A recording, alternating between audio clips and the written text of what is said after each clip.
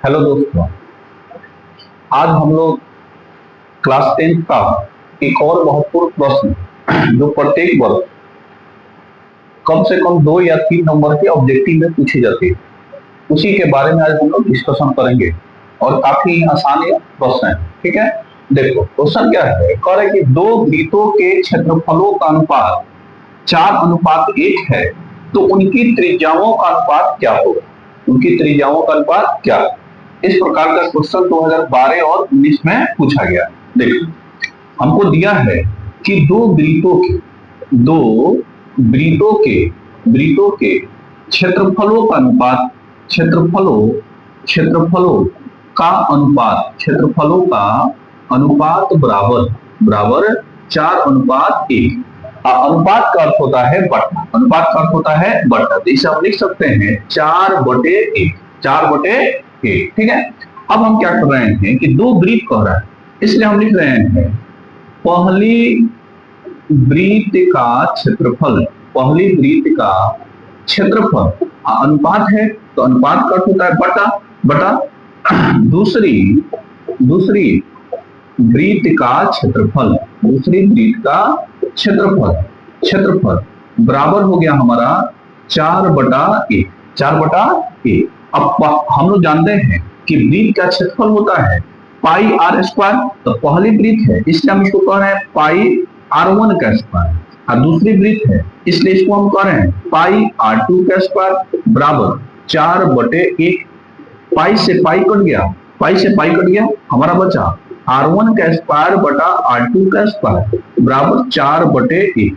यहाँ पर R1 का भी स्क्वायर है और R2 का भी स्क्वायर है, इसलिए स्क्वायर को हम लोग एक ब्रैकेट में रखेंगे। ये हो गया R1 बटा R2 का होल स्क्वायर बराबर 4/1। अगर कोई चीज इधर स्क्वायर में है उसको बराबर उधर भेजते हैं, यह रूट हो जाता है। तो R1 बटा R2 बराबर रूट अंडर 4/1। हम लोग जानते हैं 4 का रूट वैल्यू निकलता है, इसको हम लोग लिख सकते हैं 2 गुने 2। 1 है तो 1 को हम लोग लिख सकते हैं 1 गुने 1। और जब जोड़ा लगता है निकल गया 2 यहां से और नीचे से 1, बन गया हमारा 2:1। तो इनकी त्रिज्याओं का अनुपात हो गया 2:1। लेकिन हमें ये देखना है कि ऑब्जेक्टिव पूछा है, हमको समय भी बचाना है एग्जाम में, इसलिए हम इसे एक ट्रिक के तहत भी बना सकते हैं। देखो कितना आसान। ट्रिक क्या कहता है? ट्रिक कहता है कि यदि हमें क्षेत्रफल का अनुपात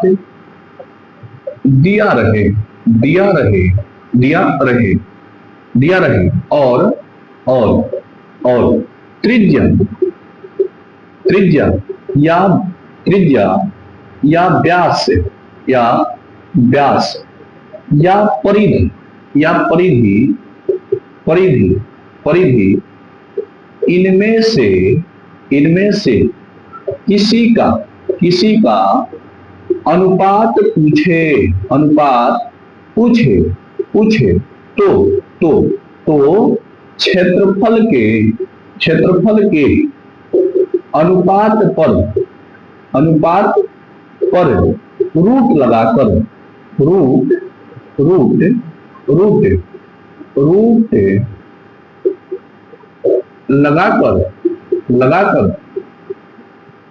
उत्तर देंगे।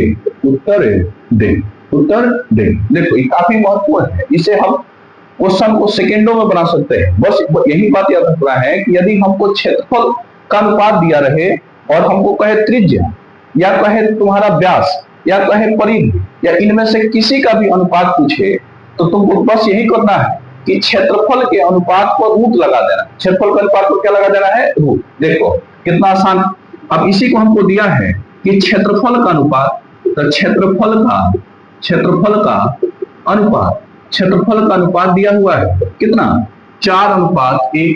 अब हमसे पूछा है कि त्रिज्या का अनुपात बताओ, तो कुछ नहीं करना है, त्रिज्या का अनुपात बस इसी पर रूट लगा देना। तो रूट अंडर 4:1। 4 का रूट वैल्यू 2 होता है और 1 का रूट वैल्यू 1 होता है। तो हो गया 2:1। ऐसे भी बनाएंगे तो हमारा आंसर यही आएगा, अब उस तरह से बनाएंगे तो तब भी हमारा आंसर यही आएगा। इसके द्वारा हम लोग तुरंत क्वेश्चन को आंसर दे सकते हैं। या देखो, या तुमको पूछे व्यास का अनुपात क्या होता है, तब भी कोई दिक्कत नहीं। व्यास का अनुपात पूछे तब भी यही होगा, तब भी क्षेत्रफल के अनुपात को रूटे लगा देना, 4:1, 4 का रूट वैल्यू 2 और 1 का 1।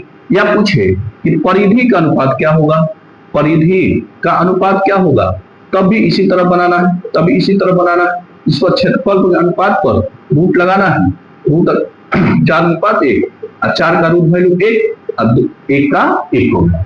ठीक है ना। इस तरह से हम लोग काफी आसानी से किसी भी क्वेश्चन को बना सकते हैं। ठीक है, इस सबको समझ में आया।